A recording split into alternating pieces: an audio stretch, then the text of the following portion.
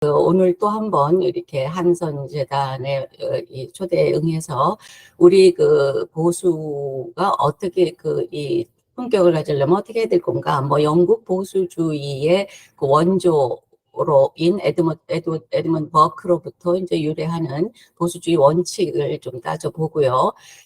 그 다음에 이제 우리 보수주의자들이 어떻게 행동을 해야 될 것인가를 한번 생각해 보도록 하겠습니다. 사실 저는 뭐 영국사 전공이고 대한민국의 한국에 대해서는 잘 모릅니다. 그럼에도 불구하고 그냥 우리 사회의 한 명의 지식인으로서 우리 대한민국의 보수가 나아갈 길을 여러분들하고 함께 고민해 보고자 합니다. 이 밑에 있는 그림이 이제 이 영국 보수당의 로고들이에요. 우리 국민의힘의 그 로고가 어떤가 제가 찾아봤더니 상당히 인상적이지 않은 그런 로고를 쓰고 있더라고요. 이참에 국민의힘 관계자가 보수정당인 국민의힘의 로고에도 좀 신경을 썼으면 좋겠습니다. 이렇게 눈에 확 들어오는, 이게 보수를 의미하는 거구나. 뭐 이런 게 좀 있어야 되는데, 뭐 전혀 그렇지 않은 로고를 쓰고 있다는 거를 한 말씀 드립니다. 제가 보수주의의 원칙에, 뭐, 여러분들 지금, 들어오신 분들이 다 유명하신 분들이고, 그러신 분들이니까 제가 뭐, 특별하게 보수주의 원칙에 대해서 할 말을 사실은 없는 것 같아요. 그럼에도 불구하고, 이 복습하는 의미에서 한번 보수주의 원칙을 다시 한번 따져보기로 하겠습니다.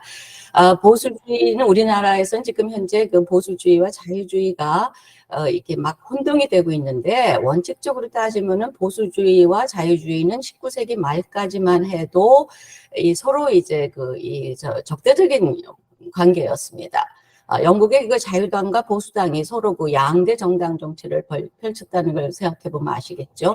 그런데 이제 19세기 말부터 영국도 그렇고 프랑스도 그렇고 독일도 마찬가지고 이제 사회주의 정당이 이제 발흥을 하면서 보수주의자들과 자유주의자들이 이제 손을 맞잡고 사회주의에 대항하는 뭐 이런 식으로 이 역사가 전개되어 왔습니다. 우리나라 현재 사정도 마찬가지라고 할 수가 있겠죠.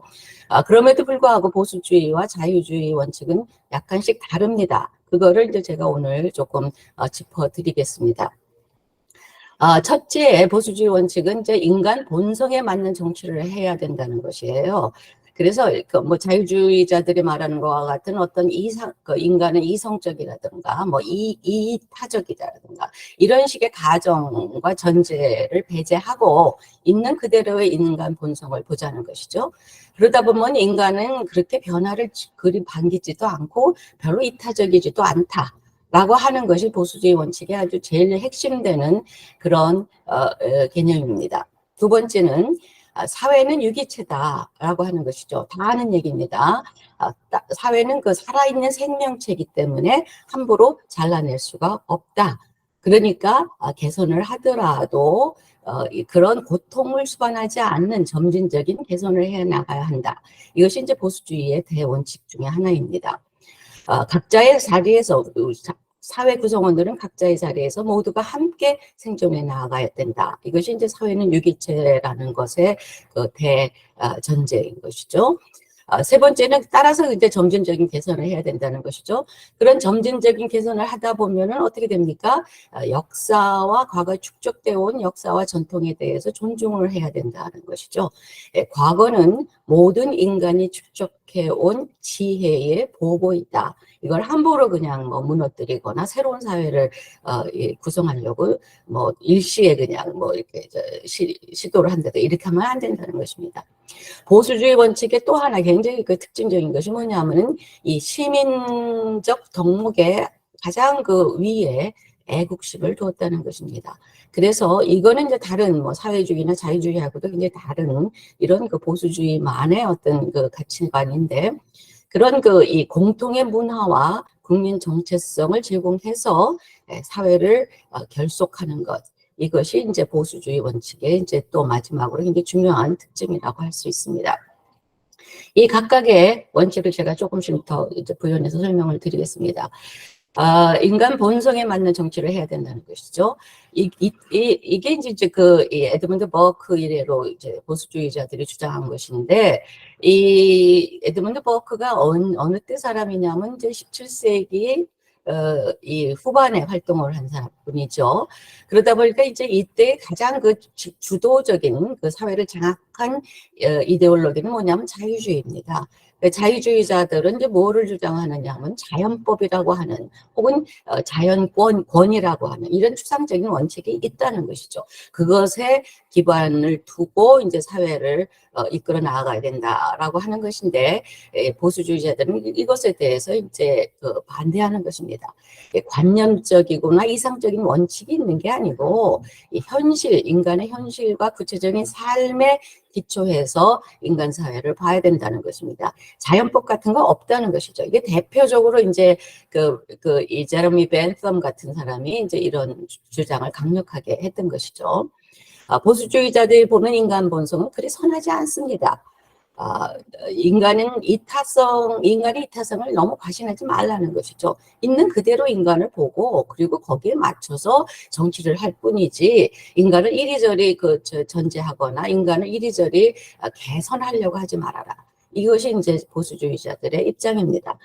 따라서 이제 이성을 불신했다는 굉장히 중요한 그런 특징을 가지고 있고요. 이들이 또 간파한 바에 의하면은 부에 대한 욕구는 인간의 본성이다. 이것을 잘 장려하자. 부에 대한 욕구가 이게 이제 이기적이고 굉장히 타락한 것이고 이렇게 하지 말고, 부에 대한 욕구를 인간의 본성으로 인정하고 이것을 잘 다스리면서 이렇게 이제 장려하자, 이런 것이죠. 사회는 유기체라고 하는 말은 바로 또 무슨 말이냐 하면은, 구성원들이 이제 서로에 대한 관계와 보살핌 속에 있다는 말입니다. 그것은 다시 말하면 또 뭐냐? 사회에는 위계 질서가 있다는 것이에요. 다시 말해서 엘리트라고 하는 존재가 분명히 있다는 것입니다. 그것은 자연의 법칙이다. 이 보수주의자들이 법칙이란 말을 별로 안 좋아하지만, 어쨌건 이 세상 만사를 다 보건대, 동물의 세계를 보든 뭐 어디를 보든 엘리트라고 하는 소수의 집단이 있는 것은 사실이다. 그러니까 엘리트의 공을 인정하자는 것이에요. 그런데 이 엘리트의 특권이라고 하는 것은 어디서 나오냐? 그 전까지 전근대 사회에서는 엘리트의 특권은 바로 태생에서 나오죠. 신분과 태생에서. 그런데 보수주의자들이 생각할 때에 엘리트의 특권은 능력과 노력과 성실과 책임의식에서 나온다는 것입니다. 이러한 것들이 엘리트의 의무이면서 동시에 거기서부터 이제 특권이 나온다는 것이죠. 자, 엘리트 따라서 이제 보수주의 원칙은 능력주의를 인정을 하고 또 불평등을 옹호합니다. 어떤 영국의 정치학자는 불평등을 옹호하는 것이야말로 모든 보수주의자들을 결속시키는 하나의 원칙이다. 이렇게까지 얘기를 했습니다. 어느 보수주의자건 불평등을 옹호한다는 것입니다. 불평등 옹호한다는 말을 이제 한마디로 영국의 어떤 정치 사상가가 이렇게 말을 했는데, 아주 정말 촌철살인이라고 그럴까요? 제가 그런 말이어서 제가 이제 인용을 해보겠습니다. 완벽한 평등은 아이들을 부모로부터 떼어내 아이들 농장에서 키울 때에야 이룰 수 있을 것이고, 그럴 때조차 아이들 사이에 내재한 차이를 없앨 수는 없을 것이다. 이 완벽한 평등이라는 건 이 세상에 있을 수 없다는 것입니다. 따라서 보수주의자들은 이제 불평등을 옹호하는데, 불평등이 당연한 이유는 아까도 말씀드렸듯이 그것은 자연의 법칙이에요. 어떠한 사회를 보건, 동물의 사회를 보건 식물의 사회를 보건 그것은 불평등은 존재한다. 그것은 자연의 법칙이라는 것이죠. 또 하나의 이유는 뭐냐? 평등이라는 것이 매우 모호한 개념이라는 것입니다. 그래서 이 비록 사회가 정의롭지 못하지만 정의롭지 못한 어떤 것을 수정하기 위해서 또 다른 정의롭지 못한 짓을 하는 것은 반대한다. 이것이 보수주의자들이 불평등을 옹호하는 이유입니다. 역사와 전통을 존중한다라는 것이 이제 보수주의 전통의 그 가장 중요한 원칙 중에 하나라고 말씀드렸는데, 이것을 이제 토대를 닦은 분이 바로 이제 에드문드 버크라고 하는 영국의 이 정치 사상가이면서 정치가입니다. 사실 버크는 그 당시에는 이제 보수당이니 뭐 자유당이니 하는 이런 정당 개념은 없었고, 토리와 위그라고 하는 그런 정파적 개념만 있었는데, 흥미롭게도 버크는 사실은 위그였어요. 토리가 아닙니다. 보수당이 이제 이 토대를, 그 뿌리를 토리로부터 이제 끌어내는데, 사실 에드문드 버크는 이 보수주의 원칙, 대원칙을 세운 에드문드 버크는 스스로를 위그라고 불렀고, 당시 위그 정치인으로 간주됐습니다. 자, 그랬지만 어쨌거나 그 버크는 그 당시에 그 토리나 위그가 발견하지 못했던 그런 아주 굉장히 중요한 이 원칙을 이제 발견을 하고 그것을 정립하는 것이죠. 버크의 그 유명한 말이 있습니다. 사회는 계약에 의해서 성립된다. 이건 맞는 말이다. 그러나 살아있는 사람들의 계약만이 아니라 죽은 사람들, 그리고 앞으로 태어날 사람들과의 계약이기도 하다라는 것입니다. 그러니까 과거, 그리고 지금 현재의 우리의 이 단기적인 그런 이해관계에 의해서 이 정치를 해나가면 안 되고, 과거를 존중하고 또 미래에 올 우리의 자손들을 이제 배려하고 고려해야 된다는 그런 말입니다. 과거는 모든 인간이 축적해온 지혜의 목소리다. 그러니까 이거를 잘 들어야 된다는 것이죠. 역사는 우리 자신의 조건을 알아가는 유일하게 진정한 방법이라는 것이에요. 따라서 과거와 역사를 열심히 공부하고 거기로부터 인간의 지혜를 이제 유출해내야 된다는 것입니다. 따라서 이들은 기존 제도를 존중을 하자는 것이죠. 그렇지만 이들이 그렇다고 해서 변화를 전적으로 거부한 건 아닙니다. 신이 이렇게 얘기를 했어요. 변화할 수단을 갖지 못한 나라는 보존을 위한 수단도 없는 법이다. 다만 그 변화의 수단이라는 것이 점진적인 변화여야 한다는 것입니다. 다 아시다시피 버크가 이런 말을 할 때에 프랑스에서는 그 프랑스 대혁명으로 인해서 아주 과격한 그러한 그 파괴가 이제 일어나고 있었던 것이죠. 그것을 바라보면서 버크는 이 급진적 개혁이라고 하는 것은 모두를 고통으로 몰아갈 뿐이다. 따라서 개혁은 점진적 변화이어야 한다. 라고 이제 결론 내린 것입니다.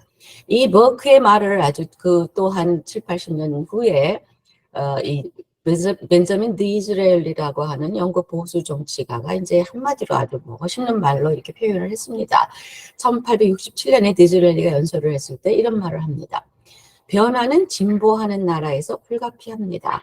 변화는 꾸준한 것입니다. 중요한 점은 불가피한 변화를 거부할 것인가가 아니라 그 변화가 관습과 법과 전통과 양식에 걸맞게 진행될 것인지 아니면 추상적이고 자의적이고 일반적인 원칙에 따라 수행될 것인지입니다. 디즈렐리 역시 버크와 마찬가지로 변화는 당연한 것이지만 이렇게 추상적이고 자의적이고 함부로 하는 그런 원칙이 아니고 꾸준한 그런 점진적인 변화가 이어야 한다는 말을 이제 강조하고 있는 것이죠. 마지막으로 제가 이제 그 보수주의 원칙으로서 굉장히 강조한 것이 애국심, 애국주의입니다. 그것은 이제 당연한 보수주의 원칙에서 결론 지어지는 이제 당연한 결과인데요. 역사와 전통을 존중하다 보면은 그건 당연히 자국에 대한 애국심을 이제 강조하게 되는 것입니다. 근데 이런 애국주의라고 하는 것을 그 당시에 자유주의자들이나 사회주의자들이나 굉장히 폄훼하고 무시해버렸죠. 그것을 이제 보수주의자들은 그런 애국주의의 중요성을 이제 간파한 것입니다. 이 애국주의의 중요성에 대해서 이제 영국의 사회주의 이 작가인 조지 오웰이 또 이런 촌철살인과 같은 말로 이렇게 이제 표현을 잘 했습니다. 사회주의를 위해 목숨 바칠 사람들의 수는 왕과 조국을 위해 죽을 사람들의 수를 절대 따라가지 못할 것이다. 자, 조지 오웰은 동물농장과 1984 등을 쓴 그 일생 사회주의를 견지한 그런 작가인, 좌파 작가인데도 불구하고 그 역시 애국주의가 얼마나 강한 이런 그 추진력이 되고 동력이 될 수 있는지를 잘 알고 있었던 것입니다. 자, 그런데 이제 저희가 오늘 제가 조금 강조하고 싶은 것이 이제 이런 보수주의를 받아들이는 보수주의 정당인 영국의 보수당에서 이 하나의 국민이라고 하는 전통이 있어요. 원 네이션이라고 하는 걸 저는 이제 하나의 국민 이렇게 이제 번역을 했는데 이 아까도 말씀드린 이제 디즈레일리가 이제 1860년대에 영국의 이 수상을 이제 역임한 그런 이제 정치가죠. 이 하나의 국민 보수주의의 토대를 마련을 했습니다. 디즈레일리는 정치가이면서 동시에 굉장히 유명한 그 인기 있던 작가였습니다. 소설가였습니다. 그의 소설 이 시빌 1840년대에 나온 소설인데 이 시빌이라고 하는 그 소설에서 그 유명한 이런 이 개념을 이제 제시를 했어요. 현재의 영국은 두 개의 국민들로 구성되어 있다. 이 가난한 사람들과 부자라고 하는 서로에 대해서 아무것도 모르는, 서로에 대해서 전혀 이해할 수 없는, 서로 그 공감할 수 없는 이런 두 개의 국민들로 이제 나누어 있는 것이 지금 영국의 국민인데 이것을 하나의 국민으로 만들어야 된다. 그리고 그 하나의 국민을 만들 것은 바로 보수당이다. 이렇게 이제 얘기를 한 것이죠. 디즈레일리가 주장하는 이 두 개의 국민을 하나의 국민으로 만드는 방법이 무엇이었느냐 하면은 노블레스 오블리주를 이제 강조하는 것이죠. 그래서 이 사회의 엘리트들이 그 노블레스 오블리주를 이제 인식하고 깨닫고 이 대중의 삶을 어떻게 하면 좀 더 편안하게 만들 것인가 이것을 이제 우리가 노력을 해야 된다. 그리고 보수당이 그것을 앞서서 시행해야 된다라고 주장을 했습니다. 디즈레일리 오두막이 행복해야 궁전도 안전하다. 이러한 디즈레일리의 그 원칙에 따라서 이제 보수당은 그 대중 정당으로 변모해 나가면서 대중의 삶을 조금이라도 더 나았게 만드는 데 있어서 오히려 그 이 상대당이었던 자유당보다도 더 어떤 면 정책을 실시를 합니다. 그래서 이때가 바로 1860년대, 70년대가 이제 그 이 민주주의로 대중민주주의로 나아가던 시기인데 영국에서 뭐 대륙에서도 마찬가지고요. 그럴 때에 이제 보수당을 대중정당으로 변모시키는데 굉장히 중요한 대원칙 중에 하나가 바로 하나의 국민이라고 하는 그런 원칙이었습니다. 그래서 기존 지지 세력을 유지하고 이건 바로 이제 엘리트 그룹이죠. 기존 지지 세력을 유지하면서 보수당이 그 새로운 지지 세력을 확보해 나가는 데 있어서 이 하나의 국민이라고 하는 그런 그 어떤 가치가 굉장히 중요한 역할을 했습니다. 그런데 문제가 뭐냐면은 이렇게 하나의 국민, 그 대중의 삶을 이제 책임지고 뭐 이렇게 하다 보니까 이제 보수당이 이제 특히나 1920세기에 들어서서 이제 양차 세계대전을 겪고 또 대공황 1930년대에 대공황을 겪고 이렇게 하면서 그리고 이제 1945년에 2차 세계대전이 끝나고 그 요람에서 무덤까지라고 하는 뭐라 그래요? 복지국가를 이제 건설하면서 이 하나의 국민이라고 하는 이 전통이 이제 너무 강해진 것이죠. 그러다 보니까 개개의 국민의 시민의 삶 그리고 그들의 뭐라 그럴까요? 개인적인 그런 역량 이런 게 이제 너무 약화가 되고 모든 것을 이제 국가에 의존하려고 하는 그런 이제 의뢰심. 그다음에 국가는 또 국가대로 너무 강해지는 이러한 이제 폐해가 이제 만연해진 게 1970년대에 이르면은 확실하게 보입니다. 이것에 대해서 아주 강력하게 반발하고 나온 것이 바로 뉴 라이트고 그리고 이제 마가렛 대처라고 하는 영국의 최초의 여성 수상입니다. 그래서 이제 이 대처는 그러한 그 하나의 그 모든 것을 이제 그 유모 국가가 이제 인간의 삶을, 개인의 삶을, 국민의 삶을 그 유모 국가, 내니 스테이트가 이제 보장해주고 살펴주고 뭐 이러는 것에 그 전통을 이제 깨려고 했던 것이죠. 그래서 마가렛 대처는 아주 악명 높은 말을 하는데 사회 같은 건 없습니다.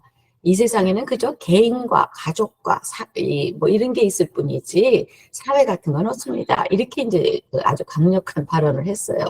이것이 이제 좌파 사회주의자들한테 엄청나게 욕을 먹었고, 배처를 마치 이제 마녀와 같이 이제 이렇게 욕을 하고 이제 폄훼를 하는 이런 것이 이제 있었는데, 그게 이제 배처가 이제 굉장히 강력하게 그런 말을 했지만, 그것은 이제 너무 강력해지는 국가라고 하는 걸 견제하자라고 하는 말이었지, 보수당의 그 전통인 그 이 대중의 삶을 어떻게 해서든지 이 개선해야겠다, 이것에 대해서 반대한 건 사실 아니었어요.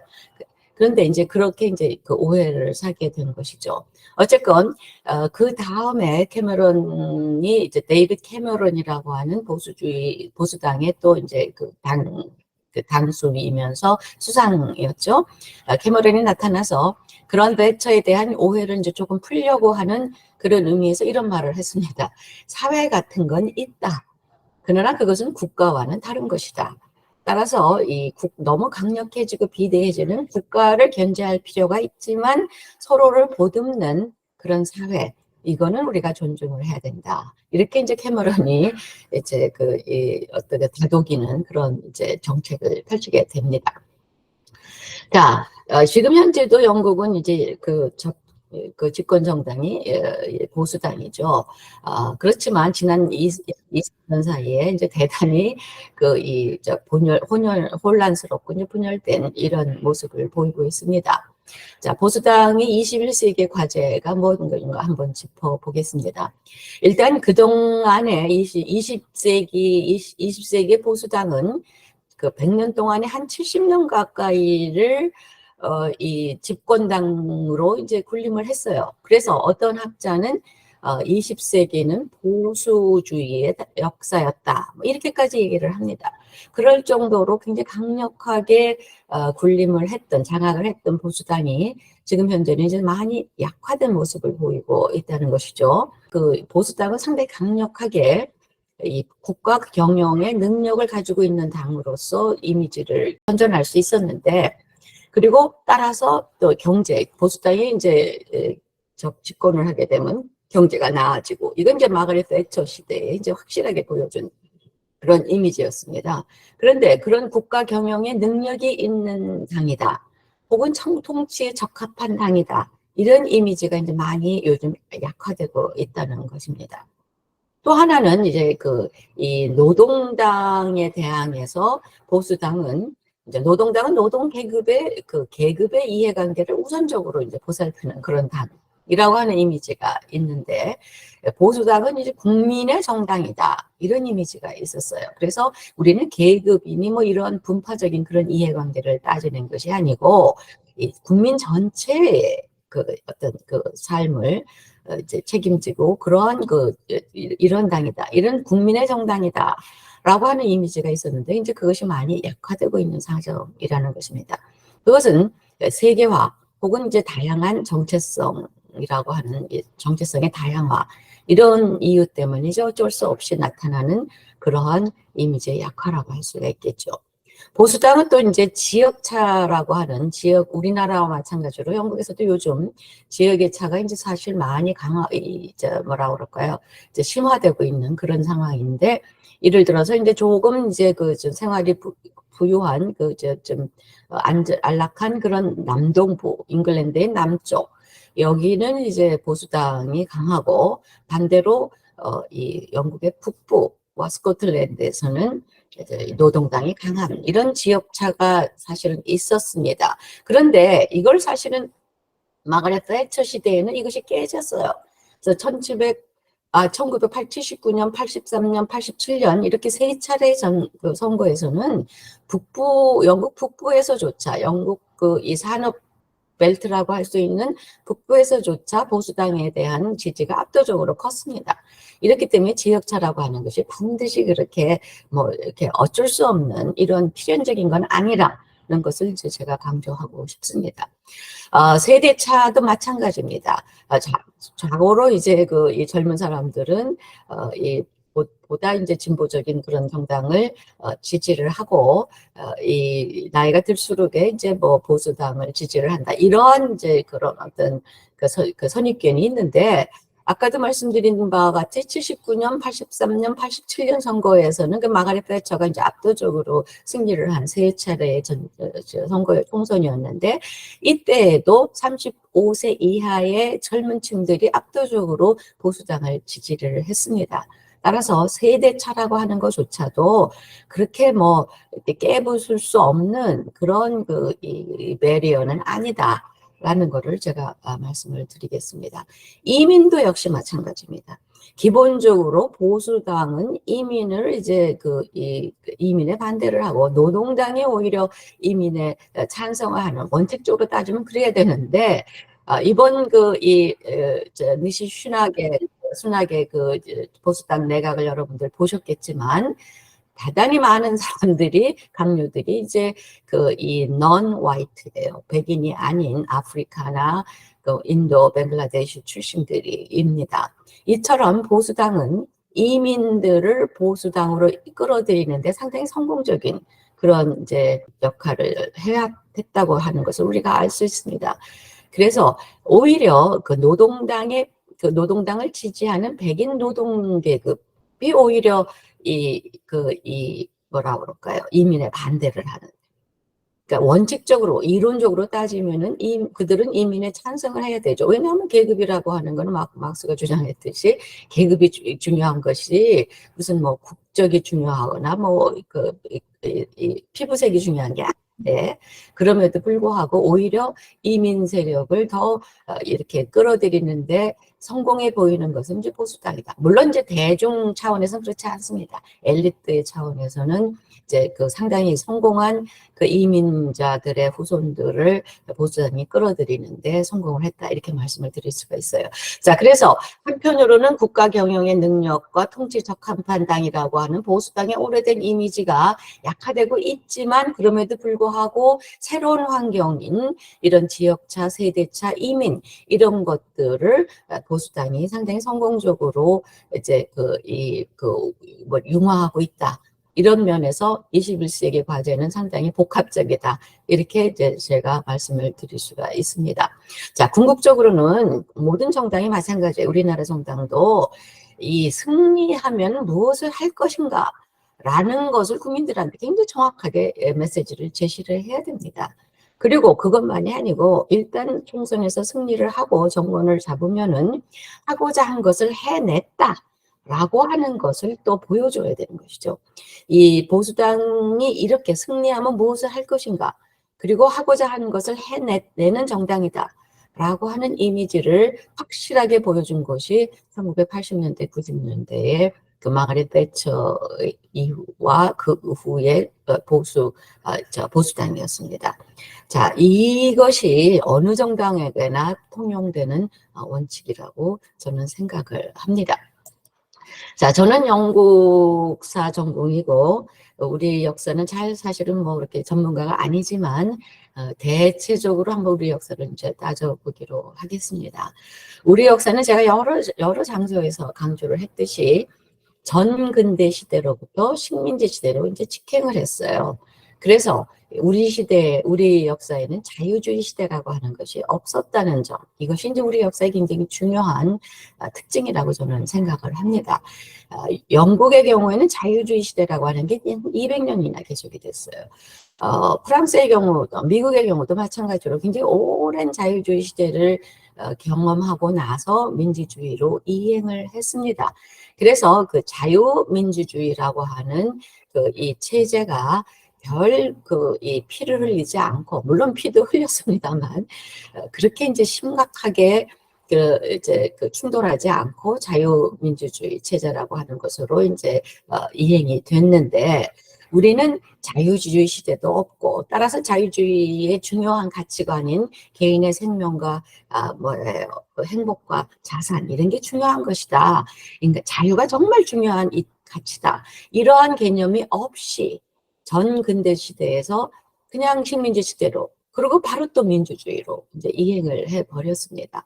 그래서 이 우리 사회는 이 자유주의가 중요시하는 가치관인 개인의 자유와 개인이 그 갖추어야 하는 미덕이라고 하는 그러한 그 이 개념이 없다라고 하는 것이 제 생각입니다.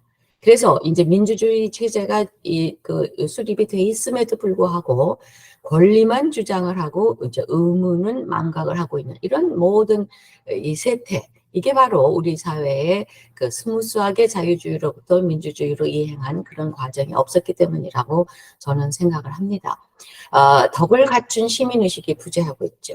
그 다음에 공공선이라고 하는 거를 무시하고 자기 이익만 이제 그냥 그 큰 소리로 떠들어대는 이런 사람들로 이제 그 우리 사회가 그 이루어져 있는 것 같습니다. 자, 우리나라 정당, 보수 정당도 이제 마찬가지라고 저는 생각을 하는데, 우리나라 보수 정당이 뭐 이름이 하도 많이 바뀌어서 제가 이제 국민의힘, 뭐 자유한국당, 새누리당, 새나라, 뭐 이런 여러 당들이 두 가지 가치는 이제 확실하게 가지고 있어요. 경제 성장을 한다. 그 다음에 반공. 이 두 가지는 보수 정당의 아주 확실한 두 가지 가치지만, 우리 헌법에 보면은 제4조라고 저는 기억을 합니다만, 우리 체제는 자유민주주의 체제다. 뭐 이렇게 얘기를 하고 있는데, 민주주의라고 하는 건 확실한데 자유가 왜 앞에 들어가 있는가에 대해서는 이 정치인들도 혹은 보수 정당의 정치인들, 국민들 이런 모든 사람들이 잘 모르고 있다는 것입니다. 자유가 무엇인가라고 하는 것, 자유, 개인의 자유, 그거는 바로 국가의 너무 강력한 힘, 이거를 이제 견제하자는 것이죠. 그래서 개인이, 미덕을 갖춘 개인이 자신의 그 이성과 자신의 미덕을 발휘해서 자신의 삶의 책임을 지고, 그리고 또 그러한 사람들이 서로를 보듬는 이러한 공동체를 만들어내자. 이게 저는 이제 자유민주주의 체제라고 생각을 하는데, 그 자유가 이제 굉장히 많이 무시되고 있다는 것이 제 생각입니다. 그래서 뭐 자유민주주의 우리 이제 윤석열 대통령께서도 이제 자유민주주의 체제라고 이제 그를 나가야 된다라고 주장을 하지만, 윤석열 대통령은 자유가 뭔지를 좀 알고는 있는 것 같아요. 그런데 스타일이 그래서 그런지 굉장히 강력하게 그냥 국가 힘으로 이제 밀어붙이려고 하는 뭐 이런 것이 있다는 것이죠. 이 우리나라의 모든 시민들이, 우리 국민들이 모두 다 국가가 크면 좋은 거, 뭐 이렇게 생각을 해요. 국가는 크면 좋은 게 아닙니다. 국가는 작지만 제 역할을 해야 되는 것이죠. 이것이 바로 자유민주주의가 생각하는 국가라고 하는 개념인데, 국가가 모든 걸 떠맡고 뭐 이렇게 하는 것을 좋아하는 의미에서는 보수 정당이나 이 사회주의 정당이라고 할 수 있는 좌파 정당이나 다 마찬가지다는 것입니다. 그래서 저는 이제 그 중요한 핵심 가치가 우리 현재 이제 결핍돼 있다는 것이에요. 그래서 개인의 독립과 자신의 판단과 행동에 책임을 지는 시민이라고 하는 개념이 우리 사회에 지금 상당히 부족한 게 아닌가, 이런 생각을 하고 있습니다. 제가 오늘 그냥 영국의 보수주의와 영국의 보수당에 대해서 말씀을 드렸는데, 영국과 한국의 커다란 차이점이 하나 있습니다. 그 하나의 차이점은 바로 뭐냐? 영국은 지난 몇백 년 동안, 수백 년 동안 한 번도 청산을 해보지 않은 나라예요. 뭐 프랑스니 독일이니 하는 나라들이 전부 다 전쟁에 패배하고 이러면서 아주 격렬하게 어떻게 청산을 이제 한 것에 비하면은, 영국은 1차, 2차 세계대전이라고 하는 양차 세계대전에서도 승리를 했기 때문에 한 번도 청산을 해보지 않았습니다. 따라서 이제 우리 한국은 이렇게 대규모의 청산을 해본 적이 있는 한국과 영국을 비교하는 게 사실은 그렇게 맞지는 않습니다. 한국은 뭐 우리 다 알다시피 식민지라고 하는 대단한 경험을 했고, 거기에 또 이 뒤에 이어서 6.25 전쟁이라고 하는 그런 또 대규모의 청산을 한번 한 적이 있죠. 그래서 우리 국민들한테는 평등의 욕구가 굉장히 강하다. 영국 사람들보다도 훨씬 강한 욕구, 그것이 바로 평등의 욕구라고 하는 것이다 라고 제가 강조를 하고 싶습니다. 자, 그래서 이제 이 우리 사회의 지금 가장 큰 과제가 바로 이제 평등에 대한 국민의 염원을 어떤 식으로 그 선화할 것인가 이라는 것이 이제 저는 굉장히 중요한 문제라고, 우리 모두가 지식인이나 정당인이나 다 같이 이제 이거에 대해서 고민을 해야 된다고 저는 생각을 하는데, 그 우리 보수주의자들로서는 그 아까도 말씀드렸지만 대원칙이 뭡니까? 이 평등이라고 하는 건 신기루라는 것이에요. 이 사회주의가 강조하는 기여와 보상은 별개다. 각자는 각자의 능력에 따라서 기여를 하되 보상은 다 같이 받자. 이게 사실은 사회주의자들이 이상으로 생각을 하는 것이죠. 현실적으로는 그렇게 한 번도 이 실현된 적이 없지만, 사회주의자들은 기여와 보상은 별개다라고 하는 것을 이상으로 그 책정을 하고 있고, 그렇기 때문에 사회주의는 고귀한 이념이다, 이렇게 주장을 하는 것입니다. 그런데 사실은 역사상 한 번도 성공을 못했기 때문에 이것이 신기루라고 하는 거는, 그거는 너무나 당연한 것이에요. 따라서 보수주의자들은 그럼 어떠한 대안을 내놓을 것인가? 기여와 보상은 별개가 아니고 기여와 보상은 같이 가야 된다라고 하는 것. 그것을 저는 공정이라고 하는 이름으로 정의하고 싶습니다. 자, 모든 사람들은 평등하지 않습니다. 근데 더 많은 내가 더 불평등해질 권리, 이거를 가질 수 있을 때 사람들은 더 만족한다라고 하는 그런 여러 연구들이 나오고 있어요, 실제로. 다시 말해서 내 자식은 내 이웃의 자식보다 더 나은 삶을 살 수 있는 권리, 그런 기회를 가질 수 있게 만들어주는 거. 이거를 국가가 나서서 함부로 평등이라고 하는 이름으로 무시하거나 반대하거나 폄훼하지 말아라. 이것이 이 영국인들이 생각하는 평등과 불평등의 개념이에요. 우리 사회도 이것이 이제 적용될 수 있지 않을까. 평등이라고 하는 건 좋은 것이다, 이렇게 생각하지 말자는 것이죠. 그것을 국민들한테 설득시켜야 된다는 것입니다. 그래서 이 기여에 따라서 보상이 함께 오는 이런 것으로 이제 사회의 원칙을 만들어 나가자는 것입니다. 자, 그런데 문제는 뭐냐? 이 문제는 뭐냐 하면은, 제가 이제 여기 밑에서 얘기하고 있는 게 바로 그것입니다. 이 타고난 재능이라고 하는 거는 그건 어쩔 수 없는 거예요.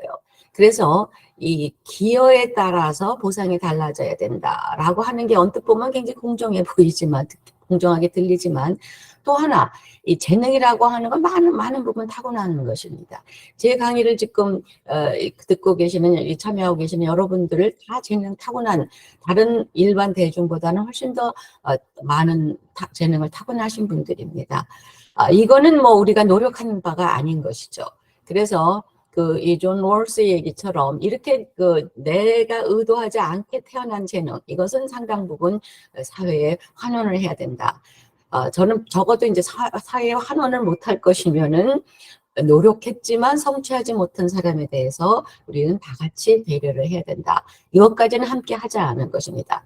그래서 제가 이 시간에 제가 강조하고 싶은 것은, 품격 있는 보수가 되기 위해서는 무엇을 해야 될 것인가? 규칙을 지키는 깨끗한 보수가 되어야 된다. 또 하나는 따뜻한 보수가 되어야 된다. 이 두 가지를 저는 강조를 하고 싶습니다.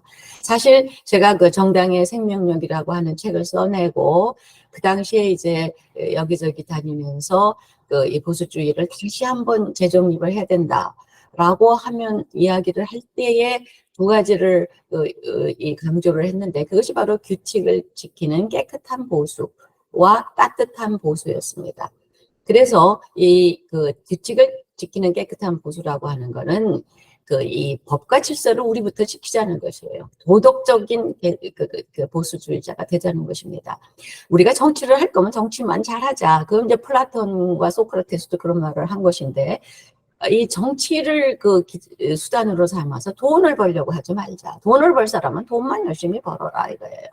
이런 식으로 규칙을 지키는 깨끗한 보수, 각자의 위치에서 각자가 할 수 있는 것을 최대한 잘하는 것, 법과 질서를 지키면서 이것이 바로 플라톤이 국가라고 하는 그 책에서 강조를 한 것, 정의란 개념이고요. 저도 거기에 동조를 합니다.